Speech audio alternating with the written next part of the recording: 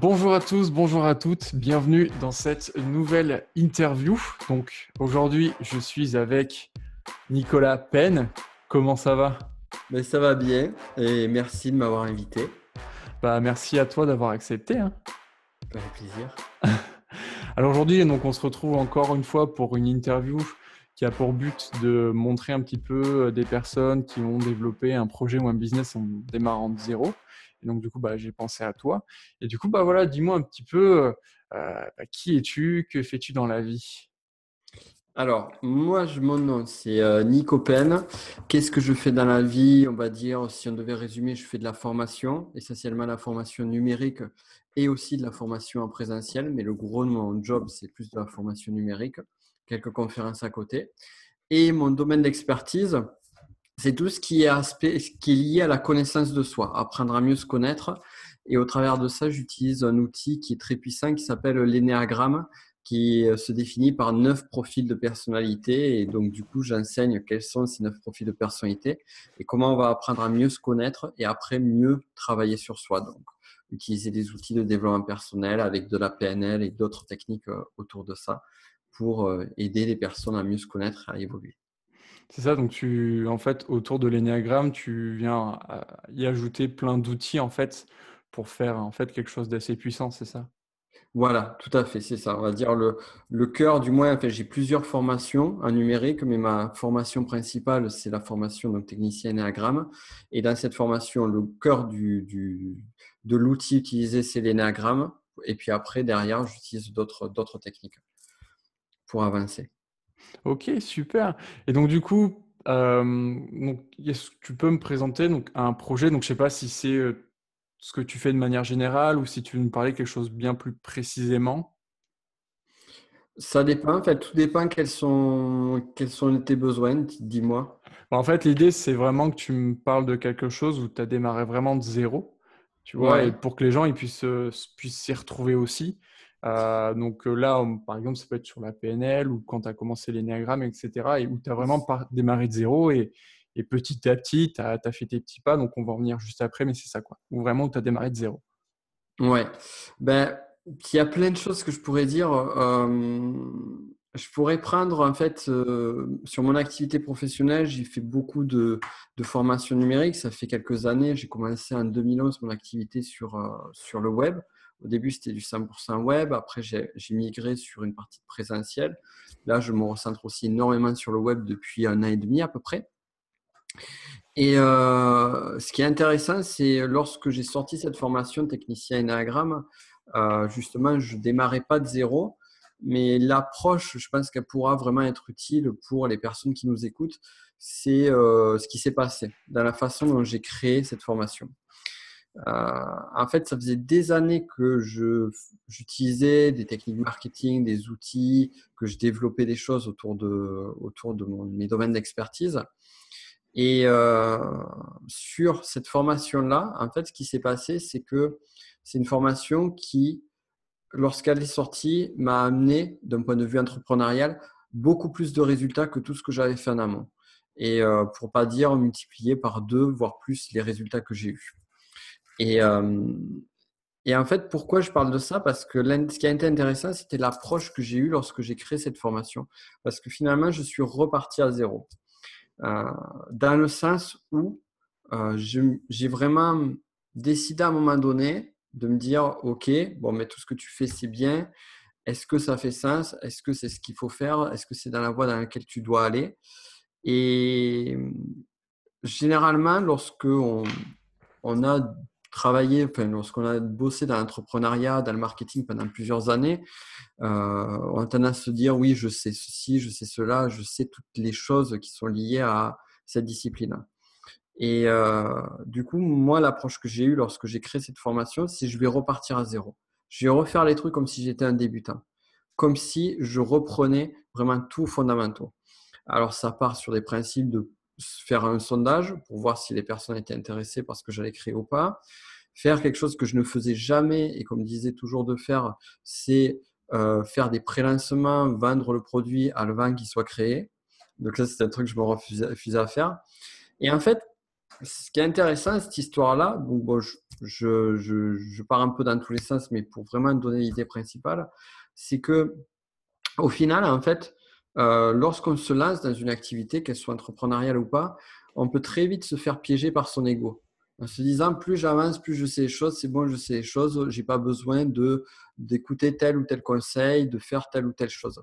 Et finalement, on se retrouve à une dynamique, et moi, ça a été une de mes plus grosses problématiques de développement entrepreneurial pendant plusieurs années, c'est que j'avais tendance à réinventer la roue. J'avais tendance à toujours vouloir recréer les choses, à toujours vouloir faire les choses différemment. Et là, cette fois-là, plutôt que de faire les choses différemment, je me suis dit, OK, il y a des process qui marchent, je vais les appliquer, les faire bon, en adaptant certaines choses, bien évidemment, mais en vraiment les prenant la façon plus rigoureuse possible. Et étonnamment, ça a marché. Donc voilà, donc c'est ça qui s'est passé sur vraiment, c'est pas quelque chose que j'ai démarré à zéro, puisque j'avais déjà des personnes qui me suivaient, j'avais déjà une liste de prospects, j'avais déjà une communauté qui était créée. Par contre, le contenu et tout ce que j'ai créé, ça c'était à zéro. C'était quelque chose que je n'avais jamais proposé avant. C'était une discipline différente, c'était une orientation assez spéciale sur mon activité. Et la façon dont j'ai amené les choses, ça repartait à zéro. Donc voilà. Donc je ne sais pas si tu as des questions au travers de ça ou si ça répond justement à tes attentes. Ouais, justement, après, je voulais te poser la question, les petits pas que tu avais réalisés. Donc là, tu as déjà bien répondu. Justement, c'est intéressant de parler, en fait, enfin, voilà, tu es quelqu'un qui avait déjà créé, construit quelque chose, qui avait des gens Mm. qui te suivaient. Et c'est intéressant ce côté où, allez, je redémarre de zéro. Et bah voilà, je mets tous ces petites actions, ces petits pas en place pour savoir est-ce que les gens aiment ça. Et du coup, est-ce que voilà, tu as fait ton sondage, est-ce que justement, moi, ça m'intéresse, est-ce que les gens, ça correspondait à leurs besoins Ouais, alors j'ai fait un truc qui était intéressant sur le sondage. J'ai posé juste une question qui était forte, c'est est-ce que vous connaissez l'énéagramme? Et là, sur ma liste, seulement 20% de ma liste me disait, 20% des personnes qui me suivaient connaissaient l'énéagramme, savaient ce que c'était. Donc, en écoutant le sondage, j'ai compris que la grande majorité des personnes qui me suivent ne savent pas ce que c'est. Donc, et en même temps, c'est qu'un outil. C'est un outil qui permet d'atteindre des résultats, qui permet de répondre à des besoins bien spécifiques. Dans le sondage, justement, j'avais posé une question, qu'est-ce que vous recherchez? Donc, quels étaient les besoins? Et du coup, ça m'a permis de savoir, parmi tous les besoins que j'avais listés, auxquels pouvait répondre l'énéagramme, d'identifier le besoin principal. Et lorsque j'ai présenté le projet, initialement, j'ai présenté sous la forme du bénéfice principal, du besoin principal que recherchaient les personnes qui étaient intéressées, qui me suivaient. Et je vais faire une petite digression, je vais faire, du moins partir sur un axe un peu différent. Parce que c'est intéressant, tu disais de partir à zéro, partir de zéro. Et là, en fait, moi, je suis parti des personnes qui me suivaient sur un autre axe. Et pour les personnes qui nous écoutent, en fait, finalement, ce qu'il faut voir, donc, c'est que là, bon, effectivement, j'avais un gros capital sur lequel travailler. Mais même lorsqu'on démarre de zéro, en fait, on ne démarre jamais de zéro. Pourquoi? Parce que ce qui est intéressant, c'est qu'on a toujours des personnes qui nous suivent. On a des amis qui connaissent des amis, on a des personnes qu'on connaît par Facebook ou autre, on a des canaux de diffusion, et en fait, moi, ce que je conseille, c'est d'utiliser ce potentiel-là, d'utiliser déjà ce point de départ pour pouvoir valoriser, pour commencer à son échelle à avancer et à évoluer. Et moi, je n'ai pas hésité à réutiliser des canaux, des outils, des façons de faire.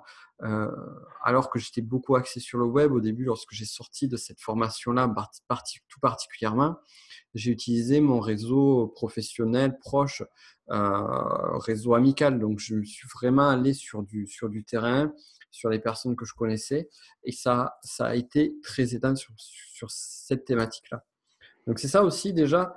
En termes de première action, lorsqu'on part de zéro, c'est peut-être reposer la question, est-ce que je pars de zéro?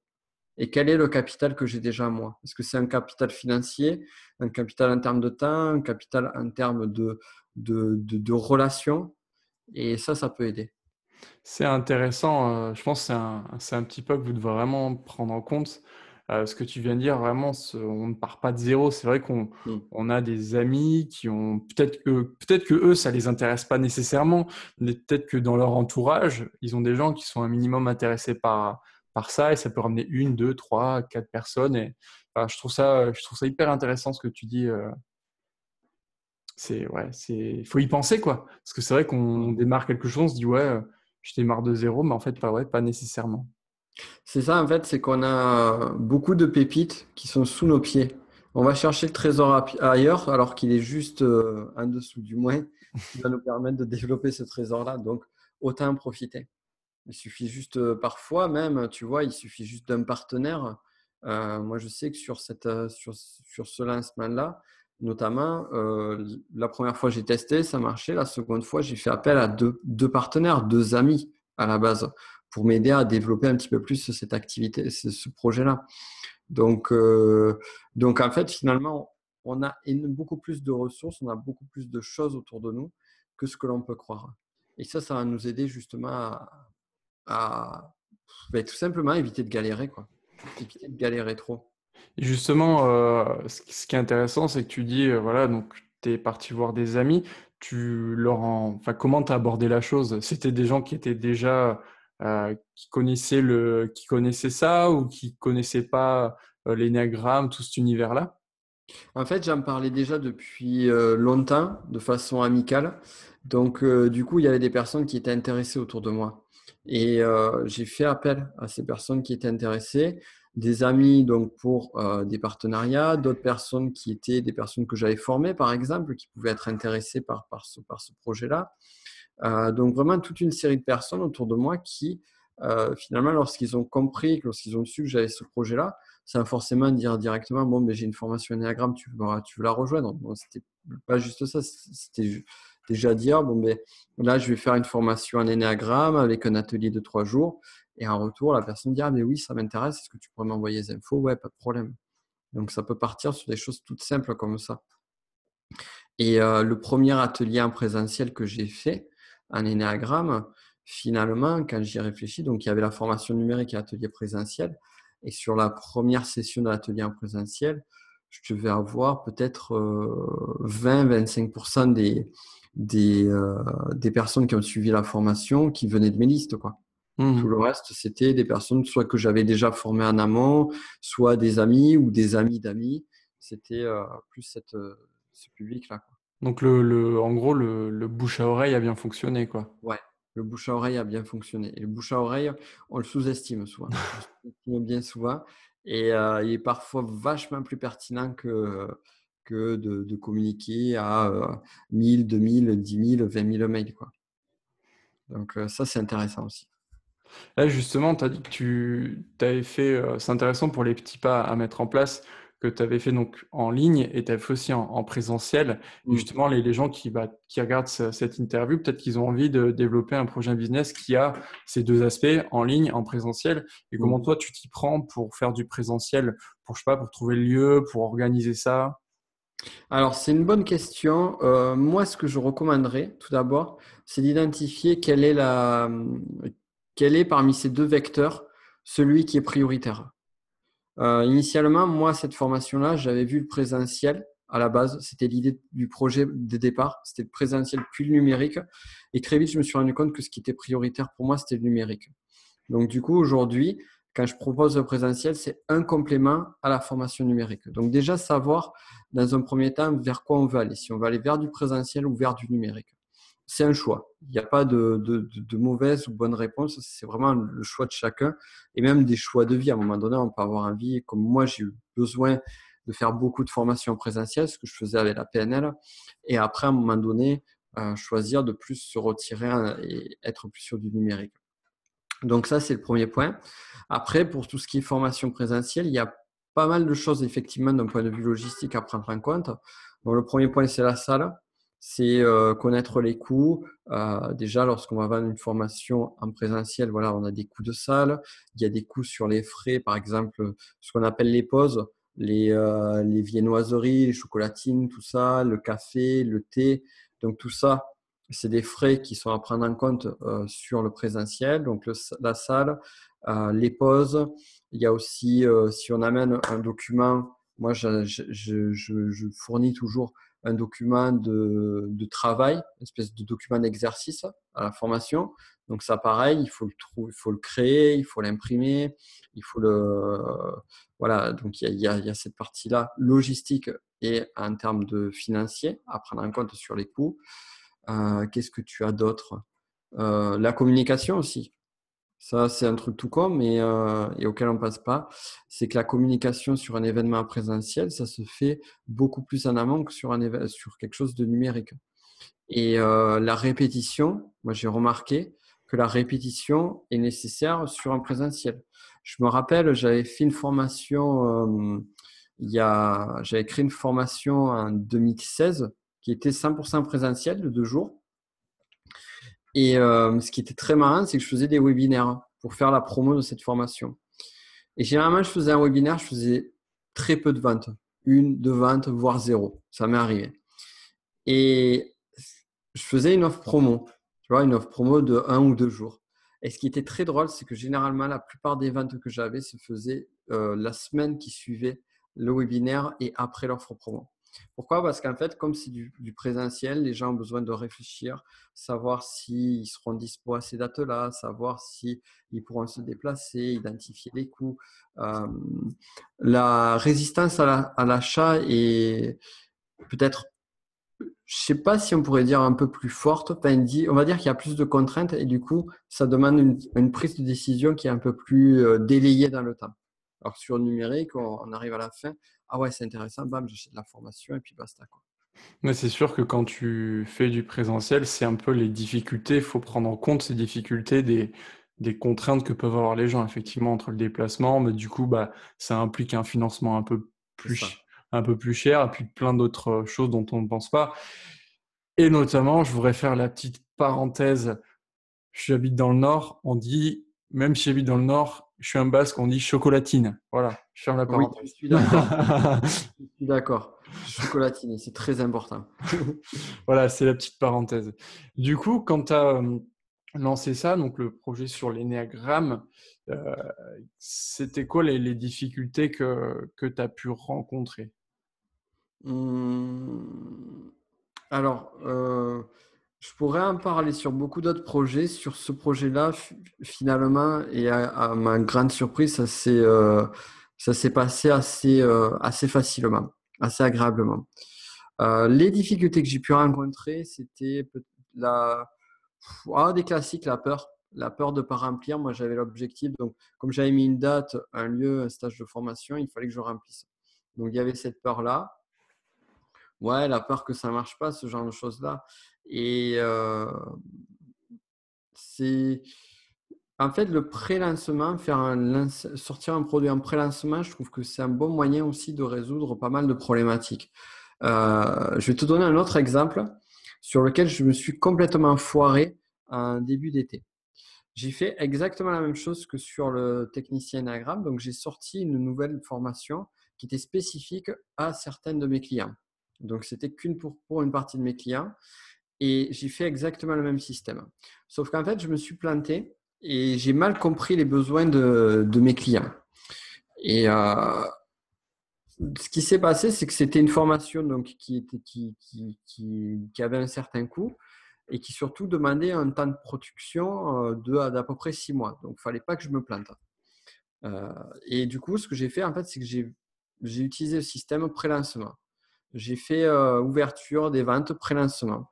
Et ça, je trouve que c'est génial, en fait, pour réduire vraiment les dommages qu'on peut avoir si jamais ça ne se passe pas bien. C'est que j'ai fait le pré-lancement. Au bout de 2 jours de pré-lancement, je me suis rendu compte que ça ne le faisait pas, quoi. Et ce qui s'est passé, c'est que j'ai tout simplement remboursé les ventes, j'ai arrêté le truc et j'ai arrêté le dégât. Plutôt que de partir sur m'engager sur quelque chose et puis essayer de créer du contenu pendant 6 mois pour 3, 4, 5 personnes avec une très faible rentabilité et finalement travailler à perte. Donc ça, c'est quelque chose que j'ai déjà vécu dans le passé. Et donc du coup, ça peut aider à éviter ça. C'est sonder le marché avec un sondage. Mais ce qu'il faut voir, c'est qu'un sondage, ce n'est pas suffisant parce qu'il une personne peut croire avoir besoin de quelque chose et avoir besoin de toute autre chose. Ça aussi, c'est très intéressant. Je l'ai découvert aussi à mes dépens sur des sondages de quelques années auparavant. Et donc, il y a ce premier point, ça permet d'en savoir un petit peu plus. Mais après, ce qui va vraiment définir, c'est est-ce que l'offre est OK ou pas. Et donc, pour ça, il faut la tester. Et la tester suffisamment pour voir si ça répond ou pas. Et si ça répond pas, à ce moment-là, donc pas insister et puis pas prendre plus. Et puis voilà, pouvoir bifurquer. Et c'est ce que j'ai fait. Donc, tu vois, en début d'été, ce lancement-là, ça a été une catastrophe. Donc, je l'ai dit, je l'ai annoncé. J'ai dit à tous les clients à qui j'avais annoncé ça, toute partie de clients à qui j'avais annoncé ça, que finalement, ça ne s'est pas bien passé, que ça n'avait pas marché comme j'espérais, que je m'étais planté, quoi. J'avais fait, moi, on va pas dire le mea culpa parce que ça serait quand même un peu fort le mot, mais bon, voilà, j'ai dit, OK, j'ai fait une erreur. Donc là, je vais arrêter. Et un peu plus tard, je vais proposer quelque chose qui était plus en accord avec ce qu'il voulait. Et j'ai proposé ça fin juillet et ça a marché nickel, quoi. Tu vois, Et hmm c'est, je pense pour certaines personnes, ça peut être une vraie difficulté. Et là, c'est un vrai travail par rapport à l'ego, je pense, hmm. d'oser dire que tu t'es planté. Ouais, c'est pas évident. C'est pas évident du tout. Et c'est pas évident pour l'ego. Et puis, on a tendance à croire à tort, et ça, j'insiste là-dessus, on a tendance à croire à tort qu'on va apparaître pour un amateur, ce qui est faux en fait. Et juste le simple fait, bon, c'est sûr que si on le fait tous les 3 mois, ça va. C'est sûr que bon, voilà. Mais quand ça arrive une fois comme ça de temps en temps, il n'y a pas mort d'homme, quoi. Il n'y a pas mort d'homme, et bien au contraire, les personnes apprécient plus cette sincérité, cette authenticité qui permet justement après de consolider la relation. Et puis c'est aussi dire, voilà, je me suis trompé, je ne vous ai pas écouté. Et là, en l'occurrence, c'est ce qui s'était passé. C'est que j'avais écouté le besoin principal et puis après, je suis parti. Et ce besoin, j'ai rajouté autre chose, puis autre chose, puis autre chose, qui a créé au final quelque chose qui n'avait que très peu de rapport avec le besoin initial que l'on m'avait formulé. Et, donc c'est ça qui s'était passé, quoi. Là, justement, tu as dit quelque chose juste avant que je voudrais rebondir dessus parce que c'est quelque chose de très, très intéressant. C'est que pour les personnes qui vont démarrer un projet, un business, c'est qu'il y a le besoin que les gens te disent et en fait, tu as le besoin réel. Comment Mm. toi, tu arrives vraiment à différencier? Donc voilà, le sondage, tu vas avoir le besoin que les gens vont te dire et comment tu arrives vraiment à, à découvrir le réel besoin des gens. On t'a dit tu testes, enfin si tu peux approfondir ce point-là. Ouais, alors moi, le truc qui m'a le plus aidé à connaître véritablement le réel besoin des personnes, c'est d'apprendre à les connaître, tout simplement. On parle souvent dans le domaine du marketing du client idéal. Donc, c'est arriver à l'identifier et l'idéal du client idéal, c'est d'avoir un client idéal. Et généralement, parmi les clients que l'on a, on a toujours un ou deux clients avec qui on adore de travailler et qui sont généralement fans de ce qu'on fait. Et c'est s'intéresser à ces clients-là et comprendre ce qu'ils veulent, comment ils fonctionnent, qui ils sont, se mettre vraiment dans la peau du client et voir les fréquenter. Moi, c'est des personnes, je sais que sur mes clients idéaux, je les connais, j'échange avec eux, on a des communications régulières. Et c'est des personnes, je connais leur chemin aussi, puisque c'est un domaine, à force d'avoir travaillé dessus, petit à petit, j'ai réussi à comprendre qu'est-ce que les personnes recherchaient vraiment. Mais ça s'affine, c'est comment on dit, je crois que c'est comme les bons fromages, ça s'affine avec le temps. Ouais, c'est ça. C'est qu'en fait, même, je pense, en fait, t'as pas besoin forcément d'avoir beaucoup de personnes, mais il y a certaines personnes, en fait, je pense que c'est aussi un ressenti, tu sens que tu peux aller vraiment la découvrir et en fait, ouais, c'est ça, enfin, tu peux prendre contact avec elle, échanger avec elle, si elle est pas loin, carrément aller la voir, enfin, c'est ça? C'est tout à fait ça. Et le présentiel est aussi très utile pour ça, parce que lorsqu'on fait une formation en présentiel de 2, 3 jours, on apprend à se connaître, puis on a les retours aussi directs. Moi, j'ai les retours de mes clients qui me disent parfois, bon, ben, là, ça c'est intéressant, ça m'a pas trop intéressé, et puis ils discutent des problèmes, notamment, tu vois, des problèmes par rapport à la formation. Quand j'ai un client qui me dit, oui, ben, là, j'ai une problématique par rapport à ça, j'ai pas fait l'exercice parce que ceci, cela, ou genre. Donc c'est savoir écouter. Savoir écouter, pas prendre tout pour argent comptant non plus, parce que c'est pas forcément parce qu'on renvoie quelque chose que c'est une vérité universelle ou que c'est un besoin universel que va avoir chacune des personnes. Mais petit à petit, on arrive à mieux sentir les choses. Moi, je sais qu'aujourd'hui, je connais avec précision mon client idéal, ma cliente idéale, puisque c'est une femme. Et en connaissant ses besoins, je sais exactement qu'est-ce que je peux apporter en retour. Donc, identifier le besoin et savoir comment y répondre. On Ok, a revenu au point essentiel, quoi. c'est hyper intéressant ce que tu dis, ouais, parce que c'est vrai que, bah ouais, je vais le répéter, mais vraiment arriver à différencier ce que veut la personne et son réel besoin, je pense que c'est vraiment, ça peut tout changer, quoi. Ça peut permettre à une personne de vraiment, si elle a un projet qui lui tient à cœur, de vraiment la faire décoller et c'est intéressant. Je vais te donner l'exemple, moi, qui avait été je crois que c'est une des formations que j'ai le moins vendues de ma vie. Euh, c'était il y a quelques années, c'était fin 2013. J'avais fait un sondage, pareil, où j'avais demandé les problématiques de différentes personnes. J'avais mis une catégorie. Et à plus de, je crois que c'était 60%, je crois que c'était 60%. Plus de 60% des personnes avaient coché confiance en soi. Problématique de confiance en soi. Le grand classique. OK. Donc, du coup, ce que j'ai fait, j'ai fait un produit sur la confiance en soi. Ça a été une catastrophe. Bon, peut-être après que je suis pas, ou du moins que j'étais pas forcément, et puis même encore aujourd'hui, je suis peut-être pas forcément la personne qui est la plus légitime dans ce domaine-là. Il y a des personnes qui sont beaucoup plus spécialisées que moi sur cette thématique-là, donc c'est peut-être ça aussi la problématique. Mais j'ai identifié que finalement, en fait, ce besoin qui était le besoin le plus évident, eh bien, lorsqu'on me proposait une réponse à ce besoin, pour ma liste, ça marchait pas. Et pourtant, il me l'avait formulé spécifiquement pour moi. C'est-à-dire, j'avais envoyé un sondage, j'avais dit, voilà, quelle est votre problématique majeure et comment je peux vous aider? En quoi je peux vous aider? Donc ça, c'est intéressant. Et après, par contre, pardon, ce que j'ai fait, c'est que je sais plus, c'était genre 6 mois plus tard, j'ai fait une autre formation sur un autre domaine. Et sur cette formation, sur l'accroche sur le titre, j'avais rajouté une petite baseline qui était même si vous n'avez pas confiance en vous. Et ce simple truc a fait que ça a valorisé la formation. C'est-à-dire que j'avais pris en compte le besoin initial et tout en répondant à un autre besoin qui était différent et en faisant, en gros, ça permettait à la personne de se reconnaître, mais ça répondait pas à ce besoin de confiance en soi. Et ça, c'était intéressant. Ok, super. Donc, je vais revenir par rapport à l'énéagramme. Donc, on va revenir là-dessus. Euh, Ce projet, tu l'as mis en place tout seul ou tu t'es associé avec d'autres personnes, tu t'es entouré directement ou indirectement avec d'autres personnes pour mettre ça en place? Alors, je l'ai mis en place tout seul, donc en termes création, opérationnel, tout ça. Par contre, j'ai fait appel à des personnes très très proches pour des conseils stratégiques. Est-ce que c'est une bonne idée? Est-ce que c'est le bon format? Est-ce que c'est le bon prix? Qu'est-ce que tu en penses? J'ai envie de faire ça, ça, ça et ça. Qu'est-ce que tu en penses? Donc, j'ai mis un peu mon ego de côté et j'ai fait en sorte d'écouter au maximum les conseils des personnes autour de moi. Et des personnes qui étaient compétentes, qui avaient un avis et un recul qui était suffisant pour me donner des bons conseils.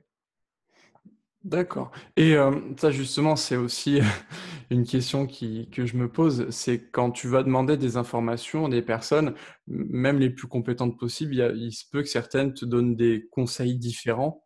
Et Hmm. comment toi, tu as fait, bah, je sais pas si ça a été le cas, mais comment toi, tu ferais pour arriver à, je sais pas, à filtrer les réponses pour savoir quelle est la meilleure réponse pour toi? Ouais, c'est pas forcément évident. Alors déjà, je prends toujours des personnes qui sont compétentes sur le domaine. Je ne vais pas parler d'un projet entrepreneurial à quelqu'un qui ne fait pas Mhm. d'entrepreneuriat. Je ne vais pas parler de stratégie marketing à quelqu'un qui ne saisit pas les subtilités marketing. Quoique bien parfois, et ça c'est un contre-exemple, un regard complètement néophyte et nouveau, ça peut apporter des pistes nouvelles. Cependant, donc voilà, donc déjà je sélectionne vraiment les personnes à qui je parle de mes projets et j'ai toujours un ressenti sur ce qui est bon ou ce qui est pas bon de faire. Donc en fait, j'écoute aussi bien mon feeling personnel que les conseils extérieurs. Donc, je fais vraiment un distinguo. Je ne pourrais pas te dire ou mettre une méthode A plus B. Mhm. C'est vraiment du cas par cas, quoi. Donc, les gens, par exemple, pour les personnes qui écoutent ce podcast, en fait, le conseil, le petit pas, c'est de demander des conseils, mais ensuite, c'est écouter soi-même, se faire Ouais. confiance pour dire, bah tiens, je vais plus aller vers là ou vers là, quoi. C'est ça? Ouais. Ouais, après, moi, il y a une notion qui est plus une notion de développement personnel, voire spirituel, c'est se sentir aligné. Mhm. Et en fait, moi, je travaille beaucoup sur l'alignement.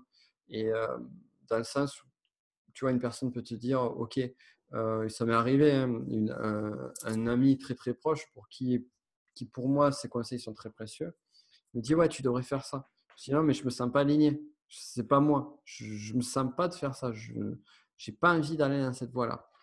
Et généralement, je m'écoute. C'est pas toujours bon. Je vais être honnête. C'est pas toujours bon. C'est pas forcément toujours la bonne décision, mais on va dire, dans la grande majorité des cas, ça l'est. Et puis, même si c'est pas la bonne décision, c'est peut-être aussi une expérience à vivre pour Voilà. savoir que c'est pas la bonne décision et pour pas peut-être pas la refaire après, quoi. Ouais, ouais, complètement. De toute façon, il n'y a pas de vérité universelle sur tout ça. Donc, c'est vraiment en fonction, voilà, on va aller sur un truc, un autre, on va se tromper. Le curseur à gauche, trop écouté, le curseur à droite, pas assez écouté. Moi, je sais que j'avais le curseur qui était très de ce côté-là. C'est-à-dire que quand j'avais décidé quelque chose, c'était très difficile de me faire changer d'avis, même si j'allais dans le mur. Et force de me prendre des murs, justement, eh bien, du coup, je rééquilibre le curseur et j'essaye de l'amener un petit peu plus de l'autre côté, quoi. Ok, et par rapport donc cette formation sur l'énéagramme, là c'est la question, quels ont été les résultats? Donc les résultats financiers, humains, après peut-être que j'ai envie de te poser aussi emploi du temps, parce que justement tu as dit que tu axais sur le numérique et plus le Hmm. présentiel, donc je pense que c'est aussi pour une histoire enfin, de gain de temps peut-être, enfin, quels ont été les résultats, quoi? Alors, en termes de résultats, moi, je donne jamais mes chiffres. Par contre, Mhm. ce que je peux dire, c'est que depuis la création de cette formation en 2017, ça a doublé mes résultats en termes de chiffre d'affaires sur mon activité. Donc, les résultats ont été vraiment très, très probables. Bon, il n'y a pas que ça, il y a d'autres activités, mais ça représente, je sais pas, je n'ai pas calculé dernièrement, mais c'est peut-être 70% des revenus de mon activité, quoi. D'accord. Donc, peut-être un petit peu moins. Bon, bref, tout ça pour dire qu'il y a ce côté-là qui a été top. En termes de résultats, donc en termes de temps, ça c'est intéressant. C'est du coup, je crée du contenu. Encore, je sais créer du contenu facilement, à force. La formation, au début, je l'avais faite. Elle devait durer 2-3 mois. J'aurais promis 2-3 mois de formation. Finalement, ça a duré 6 mois. 6 mois de contenu. Et ouais, donc vraiment, j'ai voulu faire en profondeur. Donc, il y avait une journée par semaine qui était dédiée à la création de contenu. Une journée complète par semaine sur création de contenu. Et après, je fais toujours un webinaire pour mes membres par mois. Donc ça, du coup, ça me prend, généralement, il y a les mails à envoyer, tout ça, ça me prend une demi-journée, on va dire, par mois. Et après, il y a l'animation du groupe Facebook aussi pour les clients, les élèves, pour créer de la dynamique. Et le stage en présentiel, c'est un stage de 3 jours et plus la préparation en amont. Donc la préparation, ça, ouais, c'est une fois que le travail est fait, c'est toujours pareil, tu vois, parce qu'il y a le travail en amont. Il fallait que je fasse les boucles de formation, il fallait que je trouve la salle aussi. Ça m'a pris du temps. Aujourd'hui, je l'ai trouvé. Il y avait plein de petits trucs comme ça. Maintenant, j'ai tout ça. Donc, ça prend moins de temps. Donc, en termes de temps, je vais faire une formation tous les 4 mois. Et ça va me prendre une semaine de travail, on va dire. Tout mis bout à bout. De l'animation jusqu'à euh, le support, enfin, le travail en amont. C'est, au final, quand on se rend compte, c'est peu. C'est peu, mais on oublie en fait, et du coup, en te disant ça, j'ai oublié de dire le principal. C'est tout ce qui est la partie promotion, marketing. Mhm. Parce que finalement, il y a tout ça en amont. Il y avait faire des webinaires de vente, j'en ai fait un paquet. Hein. J'ai fait, au moment où je te parle, j'ai dû en faire une douzaine, quoi, tu vois. Donc, une douzaine de webinaires à préparer, à animer, puisque je les ai modifiés, je les ai améliorés, à tester aussi, investir de l'argent aussi pour de la publicité, animer, enfin, amener mes prospects vers mon produit. Donc, il y a énormément de travail qui est fait sur faire venir les gens jusqu'à moi, quoi. Donc, c'est tout un gros travail. Et là, tu disais que tu avais préparé 6 mois de contenu. Ça t'a mis enfin, ça t'a pris combien de temps pour préparer tout ce contenu? Euh, à raison d'une journée par semaine sur 6 mois, ça fait combien il y a combien de semaines dans l'année? Mathématicien. 26, on va dire demi, 26 jours. Donc ça ferait une trentaine de jours de création de contenu, quoi. Il m'a fallu D'accord. une trentaine de jours de création de contenu, à peu près, à la louche. Ok. Et Après, ouais. oui. Et Après, ouais, vas-y, je t'en prie. je disais après, bon voilà, j'ai l'habitude de créer du contenu. J'ai l'habitude de créer du contenu, donc je sais créer du contenu rapidement. C'est pour ça que mes chiffres ne sont pas forcément des chiffres qui sont à prendre comme des vérités, puisque un de mes points de force, c'est créer contenu rapidement. Ça, c'est vraiment un de mes points de force. Et ça, c'est d'ailleurs quelque chose que j'invite les personnes qui nous écoutent à faire, c'est identifier vos points de force. Identifier vos points clés et miser là-dessus, quoi. Miser là-dessus à fond. Moi, c'est un de mes points de force. Donc, du coup, je mise dessus. Et tu te souviens, même si c'est ta force, est-ce que tu te souviens du premier, est-ce que tu te souviens de la première formation que tu as créée, quoi? Très bien. Je me souviens très bien de la première fois. Je me souviens très bien en termes de création de contenu où c'était pas la même. Hein. C'était pas le même débit. Euh, parce que je retravaillais mes vidéos pour enlever les les trucs comme ça dessus. Ben, c'était, j'avais 5 modules sur cette formation. C'était 5 vidéos entre une demi-heure et 1 heure, chacune de ces 5 vidéos. Donc ça avait pris un mois, un peu plus d'un mois. C'était pareil, je travaillais, on va dire, une partie, un contenu par semaine. Et je devais faire, ouais, peut-être 2 jours. Je devais mener 2 jours pour créer. Alors, 2 jours pour créer euh, la moitié de ce que je crée pour une semaine de formation aujourd'hui. D'accord. Donc, en gros, on va dire que je vais 4 fois plus vite que ma première formation, si on devrait faire des tours. Un peu plus. Mais c'est intéressant et c'est là, enfin, t'es un bel exemple pour montrer aux gens qu'au final, c'est à force de faire, à force de faire, à force de faire qu'on devient plus rapide et qu'on arrive à faire des choses beaucoup plus rapidement et aussi de meilleure qualité avec, au final, l'expérience, quoi. Complètement. Et puis, c'est ça aussi l'idée, c'est d'arriver à optimiser les process, quoi. Moi, je continue sans arrêt sur mes vidéos sur YouTube, sur mes formations, sur tous mes systèmes. Dès que j'ai quelque chose de récurrent, comment je peux optimiser? Comment je peux optimiser le process? Et je suis toujours dans cette dynamique. Comment je peux optimiser le process? Ouais, c'est important, moi, c'est ce que j'essaye vraiment de me faire actuellement. Parce que voilà, entre le travail salarié, marketing management, mon projet, enfin, moi, pour moi, c'est un beaucoup. Et là, c'est là où je suis vraiment dans cet état d'esprit d'avoir des process Hmm. et de faire ce process, de voir après comment l'améliorer. Et vous qui regardez cette interview, franchement, faites des process, essayez de les améliorer parce que je pense qu'au final, le gain de temps, le résultat, ça n'a rien à voir, quoi. Ouais, c'est clair. C'est clair. Et du coup, pour en revenir au résultat, moi, je voudrais te poser une autre question, c'est quel a été, alors je sais pas si on peut le dire comme ça, mais le résultat humain. C'est-à-dire comment tu te sens par rapport à cette formation que tu as créée, par rapport enfin, comment dire? Euh, c'est ça en gros, est-ce que tu te sens hyper aligné avec cette formation? Est-ce Ah que tu es ouais. content je sais pas, tu dois sûrement avoir certainement peut-être des retours des gens, etc. Ouais, je suis très content parce que c'est la formation sur. Ben, en fait, donc comme j'ai dit, c'est vraiment cette formation en termes de résultats, c'est celle qui a le mieux marché.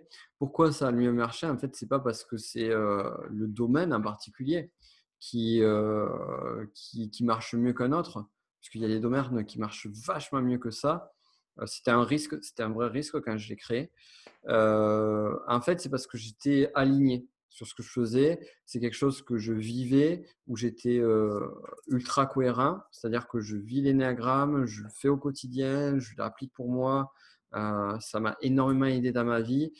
J'ai déjà aidé des personnes grâce à l'énéagramme. Donc déjà, ça m'avait apporté. Et puis au-delà de ça, ça m'éclate, quoi. Ça m'éclate.